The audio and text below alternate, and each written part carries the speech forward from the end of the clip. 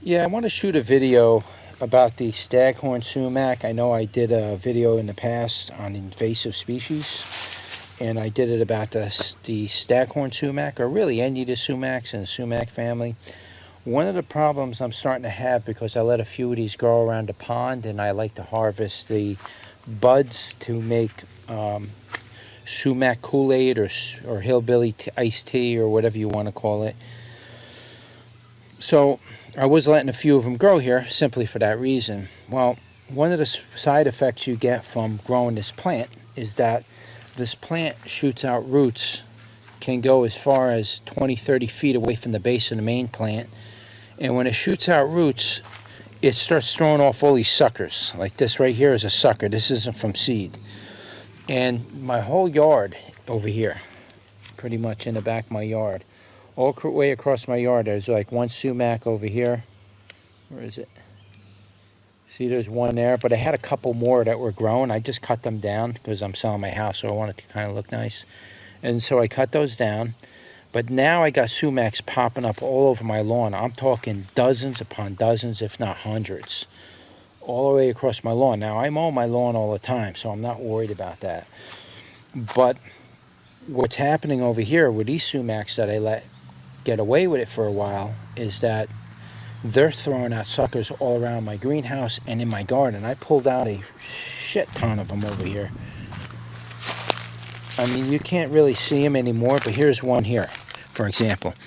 And so what happens is, get you right in here, is it puts out these roots that are semi-shallow. They're just underneath the surface of like the dirt or grass or whatever else you have. And so what happens is they put out these roots like you see here.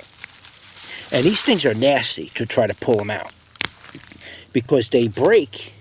See, the root broke and then the outer part comes off and then it's slimy on the inside. It's really nasty. It's very hard to pull these out. And so now these things are popping up all over my garden now. Here's one that I pulled out and I didn't finish pulling it out. See how when I pull on it, it's separated here and the core stays behind and the outer skin just slides off like a sheath. The whole thing does that. And so what happens is this plant puts its roots out near the surface of the ground and it goes all over the place and it throws up hundreds upon hundreds of suckers. I mean, they're literally popping up like weeds here now. And to try to get these out is almost impossible. You got to literally take a shovel and just hack at it. That's the only way you're going to get in here and to get anything accomplished. You got to literally hack the ever-living heck out of the ground and dig every piece of root out. And until you kill that mother plant, you're always going to have problems with sumacs. I mean, you could see them all just popping up. I just came in here the other day and pulled out, I don't know, 30 of them. And now I got another 20, 30 popping up here. So just wanted to make you aware of that this plant is very invasive, and the way that it's very invasive is that it shoots out suckers that come off the main plant, the runners, and then the suckers come off those roots, and then they come up like crazy, and they're hard to get rid of once you get that started. It really is, and the bigger that plant gets, the more difficult it becomes, because it drops like a taproot out from each node where it pops up.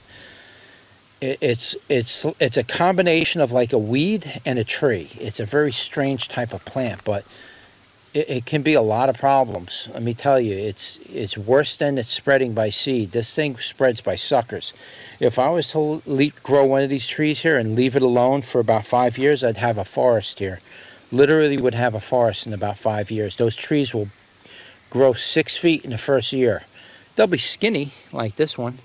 It'll be a skinny little tree, but it'll grow like that in its first year. And by that point, you're not getting that out of the ground unless you got a backhoe or something like that, you know, or you're going to dig with a shovel. That's just, and then that root underneath is just going to pop another shoot up. It's a very big problem, this tree. So keep that in mind if you got these growing around your property and you want to control it. I don't know what to tell you, but those roots come out. They come out and they just throw those suckers up, and you're going to start having problems. They're in my garden now, and that's the last place I want these things. In my garden, I mean, it's a nightmare. It's literally a nightmare. I never thought it would do that, but Live and learn, right? Let the new owner deal with it. Anyway, just figured I'd give you a little heads up on the sumac. And this one's the staghorn sumac. Just want to give you a heads up if you got them growing around or near your garden and you think it's going to be an issue. Like I say, if they're popping up in your lawn, it's not that big of a deal because you mow your lawn all the time anyway. So you're always cutting them down.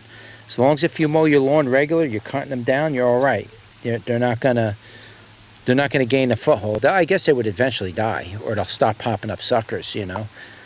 But if in your garden, when you're growing and these roots are there, you're going to have a problem.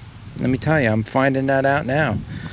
So even if I cut that tree down now, that big tree right there, if I cut that down now, then those suckers will really come out, because now it's looking for light. So now it's going to really start shooting out the shoots. That's when I started noticing all the suckers come up when I took those trees down. Since I took them down, the suckers are popping up on these roots like crazy. So just keep that in mind, that you're going to have a problem with this tree if you decide later that you don't want it. So, all right, so yeah, that's just a quick video on the sumac and some of the findings I'm finding with it and some of the problems. And that's why I call it an invasive species. See you on the next one.